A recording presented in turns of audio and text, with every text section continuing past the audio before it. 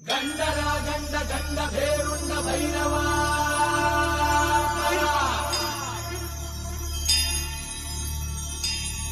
ರಾಜಮಾತಾಂಡ ಧರ್ಮ ಕೋದಂಡ ಭೈರವ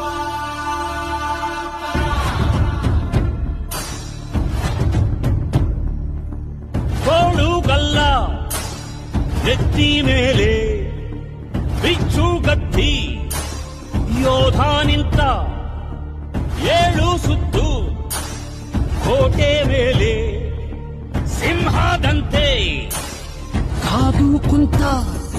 ವಿಷ್ಣು ಶೈವ ಪಂಥವೆಲ್ಲ ಒಂದೇ ಎಂದ